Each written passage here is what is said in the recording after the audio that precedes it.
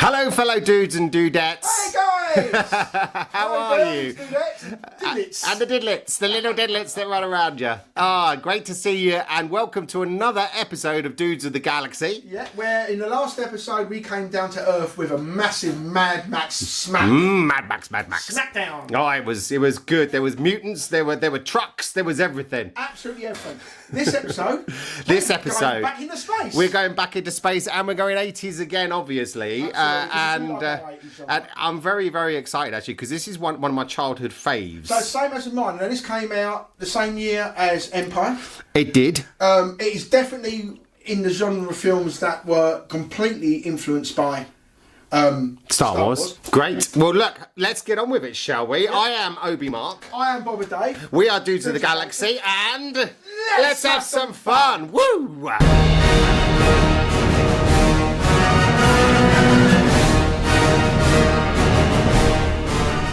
All right, people, let's get serious about the film. The film today we are talking about is Battle Beyond the Stars. And what a film. I mean, I went to see this at the cinema and I loved it. I absolutely loved it. I watched it again and again as a kid, as I said. It was a Christmas staple for me, actually, for a while. Yeah.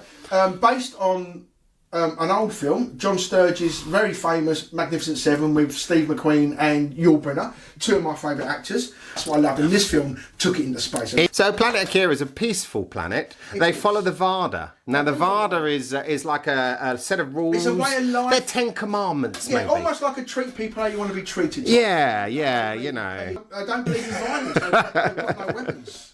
Well, no, because they follow the Vada, which is a peaceful thing where they're trying to help each other, which is lovely, really. And who comes in but Sador of the Malmorgan? Oh, you see his ship, right? First thing to say about his ship, it's got this big kind of like tubular thing on the front. It does, but the back of it looks like a Star Destroyer. It does, doesn't it? It does, because it's got the big triangular, or prism shape on the back of it with the big boosters. Yeah. Looks great, by the way. And Sador's played by an actor who's in one of my favourite films, Enter the Dragon. That's John Saxon. He's great in it. He's great. He's been in lots of films, but I mean, he is a proper murdering son of a dog. I tell you. Other people's body parts. Well, that's the weird thing, isn't it? It's like I've captured this guy. Oh, I fancy his leg. Oh, I'll have that. I'll have that for me. You know, I like the tattoo. Maybe exactly. I don't know if that's what he wants, but he does. He chops it off. I honestly think if you're standing there and he compliments you on something, run. Well, yeah, quite right. If he says to you, you've got lovely eyes, you know you're in trouble. No, I haven't. This one on the left's real dodgy. You don't want it. Oh, I love your nose. You've got a wonderful smile. You're out of there, man. You're out of there. So it comes down with his big ship, right? And then you get the whole hologram thing on the big ship, which I like. And he's going, I've decided you are now mine, right? And then he starts shooting them. Yeah. And the sound of the lasers, by the way, it's not just the lasers there, but the lasers in all of it. And when the fighters fire, they go twow, twow, twow. Oh, it's so good. So the ship from the Ikea, yeah. Now, she's more like kind of. Are we really doing this? It's chow and it's different. Okay. So they're in trouble. They need to get some mercenaries to protect themselves because they have no weapons apart from this one old Corsair ship. So it's a Corsair ship. A guy called Shad, played by Richard Thomas, who used to play. Yeah, John Boy. The first thing I did when I saw this film, I couldn't get him out of him. Good night, John Boy. I know. I'm expecting him like Nell to say good night, Chad. But they sent him out. Never left the planet before. No, never left the planet before, but send him off on his own as well, when it's clearly a two-man ship. Yeah. I mean, yes, he's got the AI. This Nell's the AI, right? It's a computer system. When she talks, she's got this like flashing light. Yeah. It's pretty great, and she's really sarky. She really is. She's brilliant. I mean, if my computer talked back to me like that, I'd turn it off. I'd be right. That's it. I'm gonna like downgrade you to the last version. The first thing they go to, he goes to meet somebody you think that can help in like a space station. It turns out they've only got two humans on. Lenestor is the name of the guy there, the guy with all the body parts, right? So he goes there because it was a good place to get weapons, right? There's a weapons developer. So he flies this Corsair ship with Nell to this place, lands, and it's full of these weird automaton robot dudes, right? And they're all kind of walking about. And they're literally doing the robot like we used to do with his yeah. Like, he does. Spin on the back, that kind of stuff. Yeah. And it just so happened to meet a single beautiful woman there, just by lucky haps. And she tells this robot to walk into this thing that absolutely decimates the robot. Helps him escape. Helps him escape. Jumps into a ship. And then meets him out there. The ship that she jumps into, bearing in mind it's a weapons development place, has no weapons. That's strange, really. Useful. Yeah. If you're going to steal a ship... have you got weapons? No. Because later she comes a cropper with it, right? We'll carry on with... So he goes off and says, right, I'm going to go find some more bounty hunters. He goes to like... some kind of lightning world where all the gangsters live. It used to be like a gambling planet, a bit like a Las Vegas in space. And... Here we meet Robert Vaughn. And he's brilliant in it as well. He's really good in it. So anyway, he finds Guilt. Guilt's got loads of treasure because he's a bounty hunter, right? Yeah. And he does lots of contract killing. Yeah. Right. And he's a master killer. Yeah. I think that's fair to say. He said that. Yes. Guilt first says, he goes, I've got enough riches to buy your planet 10 times over. Bit then he boasty, goes, okay, I'm sorry if I'm honest. Your time. And as he goes to walk away, he goes, no, wait, I haven't finished. Yes. And then he goes, there's not a planet I can go on. I'm wanted on every star system. So right now, food and a place to hide sounds very good to me. He sends the girl to the lander zone, and he sends her there, and she gets captured by the Cayman. Well, there's this funny kind of multicoloured cloud that gets her. Yeah. Right, she's got no weapons, he shoots it away because they actually eat those clouds. Yeah. Right, and he turns out to be some kind of lizard guy. Yeah. And she mentions Sador, and he goes, Sador. He cuts her down.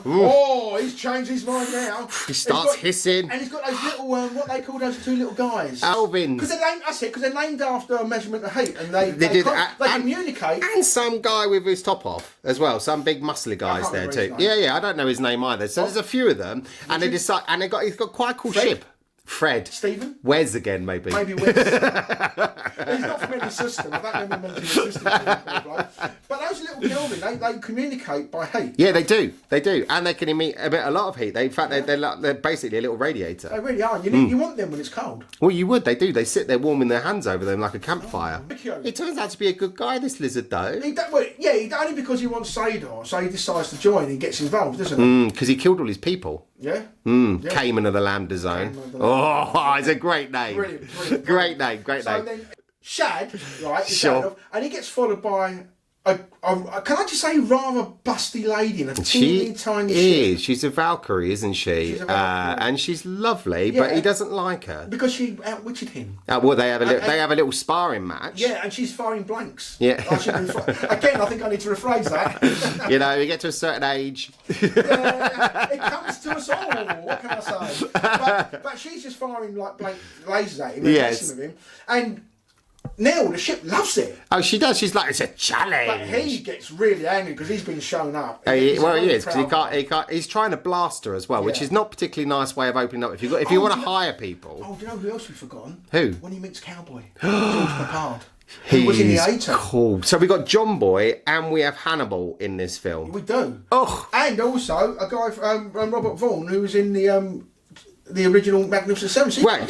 Quite a cast. It's a great cast. John Saxon. You really have got some names from the Busty lady in Valkyrie outfit. Yeah, fantastic. Great. And he meets Cowboy, and Cowboy's got this old shit, and he loves cowboy movies like John Wayne, and he's being attacked. And I love this scene by the jackets. Rather than panicking, he's sitting there singing, swigging whiskey. Well, he's got no weapons, and he's basically, do you know what I'm done for? My kind of guy. Yeah. Let's just get drunk. If I'm gonna meet my maker, I'm gonna meet on my terms. He's like, yeah, whatever. They're shooting at me. And he goes, woohoo, one for us. He's not bothered. Hello, this is Cowboy. He's so good at it. He's so good at it. And great casting for a cowboy, by the way. Yeah. A little bit Han Solo-esque. I think he was. I think that was their idea of Han Solo. Yeah. So they go along, they get him thing, although he doesn't want to actually join the space fight, but he's got a whole ship full of weapons. Well, yeah, because so Sadar comes back in a few days, right? But before he does that, he goes off to some other naughty people, and he uses the stellar converter, destroys cowboys, and destroys cowboys' customers. So now he's got no one to sell them to. I want to talk about another one that he meets, Nestor. Nestor. This is a group of 5 people that all have the same consciousness. In fact, the entire race has the same consciousness. Wouldn't like to be one. Well, no, you can't have any secrets, can you? No, it's a bit Borg-esque, isn't it? Do you know Star Trek? They're good Borg-esque. They don't want to assimilate. They want to have... And these guys decide they want to join him because they're bored. Quite good. I mean, I like one tries a hot dog and they all chew. Oh, yeah. And there's no dog in that hot dog. Yeah. So they get all these people together, and then you see the bit where it does become the nod to Magnificent Seven. They did the same sort of shot in that film as well, where you see one ship after another. Yeah, and you get it's to great. 7 ships. It's great. You know, and then you see them flying together. They go back to the planet. And Sadar's left a fighter. Kia, right, to watch them. Yeah. Right. They've gone down. They've stolen one of the women. They're having a way with a woman, which is a bit risque anyway. And all of a sudden, guilt goes. And so they're running, and that guy is a killer. But what I really like about him, because the other ones, they're like shooting a lot. He just goes done. They take out the fighter. They all land. Yeah. They get a really poor welcome from the Ikea because they're all scared. Well, and then I think is it Shad John Boy who comes out. I've got to keep saying John Boy because he is to me. Comes out. He goes, "These people are here to help you. I know. Where are you?" Then they all come out. Then they're all out. Sadar comes and they chase him away first time. One of the best sounds again. I'm really into my sounds and stuff. So you got Sadar. Yeah, thank you. So you got Sadar. He's launching fighters. The sound of the fighters launching. Then you got the multiple twang, and they're all everywhere like that. And then they engage the fighters. The ground assault's landing while the fighters are engaging. Yeah. So there's a really good double kind of sword thing. And I tell you what, one thing about the ground assault, that was done really well. It was really good. It was quite brutal. It was. There was blood. Yeah. People get guilty. Remember when they started green blood? They've got green blood. The baddies. Oh yes. Prelude to Sonic the Hedgehog. I understand. Yes. Very scary. Makes a lot of noise. Blood coming out of the ears. Yeah. But our Kelvins, they have no ears. No, so they go out to stop it, but they do end up. They get quite cold. They get very, very cold. Did they die? I don't know if they died. They took them away to help them. They didn't say that they had died, but they weren't looking very healthy. Well, no. It's like a drained of colour. We'll just pop them in front of a radiator. They're fine. Yeah, they'll be all right. Recharge. They need a recharge. Get the old USB. Yeah, plug it in. Exactly. But heroes, because now the ground assault is going to fail because the Ikea have got all their guns off a cowboy. They are kicking some serious alien ass, which is great. That's exactly what you want, right? It is. So Sadar, as you say, retreats, firing these like nuclear heat-seeking missiles, which are great as well. Which they have to shoot and get one behind you, boom, gone. What about what's her name, Valkyrie? So her ship, which is really small, does destroy one of their ships. The lasers. But she says, live fast. Fight well and have a beautiful ending. Have a beautiful ending, and she does, doesn't she? Because she's done something. She's run out of power. She's sitting there. 3 ships come down like that, and surround her, and she just says, "It was a." You see the reason you've missed out a big bit because he draws out the stellar converter and she rams her ship into it and ejects. You see, and this is why she's in a little ejection pod, and then she just gets some magnifying glass or something. You got to be careful. She says this was a magnificent. Oh, is it a mic? I think so. She goes, this was a magnificent. What up? And then John Boy. He goes, he repeated what she said. She lived fast and had a beautiful ending. A little bit upset. And after being so mean to her as well, which he was. Came into the lander zone. Came into the lander zone. He decides to have a ramming speed.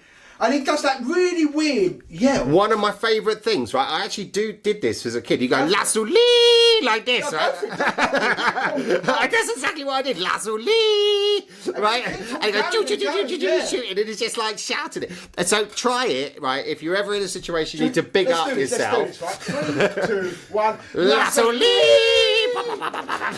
And then he perishes. He does. One thing we did forget is when they captured one of the Nestors.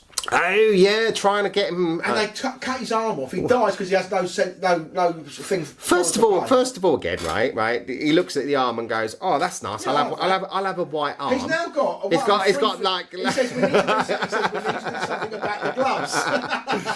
But they have a telekinetic connection with the body. Reach for the knife. Brilliant. Then they tried to make him cut his own throat, but then they take the arm back off. It's a great plan, though. A really good plan. It nearly worked. Very nearly worked. If he was alone, he would have been dead. He'd have been a goner. Unfortunately, they also didn't make it. No. They got blown out of the They did, because they attacked and then they got shot. And I think they got hit by one of those big red things. One thing that really made me sad? What?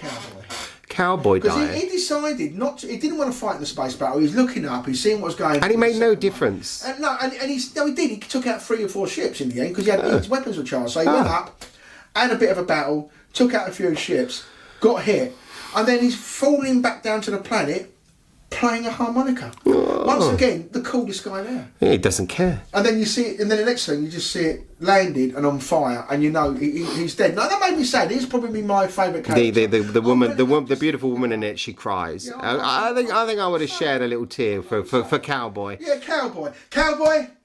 This is for you, buddy. Yeah. This is for you. The guy that invented the whiskey belt. Yeah. With ice and water, wasn't it? Or tonic or something. That was amazing. I want one. I mean, come on. It's so sad, but I mean, in the long run, we get to like the final bit. The final bit. So unfortunately, those nuclear heated missiles, they've hit the Corsair. So Nell is now damaged and not moving at all. Sadar has decided he's going to come back and finish him off. Yeah. Right.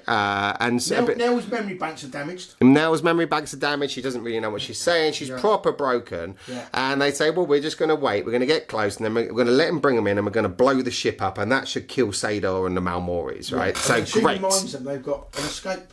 Yeah, which is helpful. You need to know that. I mean, you would thought they'd read the instruction manual before they flew. I do have a small issue with this, right? So she can't talk, right? She's saying 1, 5, 11, can't count, right? Yeah. And then she's starting at 30, and he says, "Oh, don't worry about that. Just start at 10, right?" So now telling a robot that's broken that can't count to count down to 10. What? I mean, that's a bit risky, isn't it? You want a bit of time to get in and.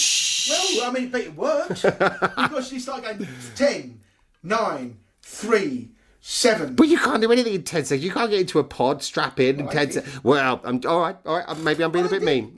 Anyway, they get away. Yeah. She says some one-liner at the very end, which I quite like. Something about him being a son of a bitch. Yeah. Which is good.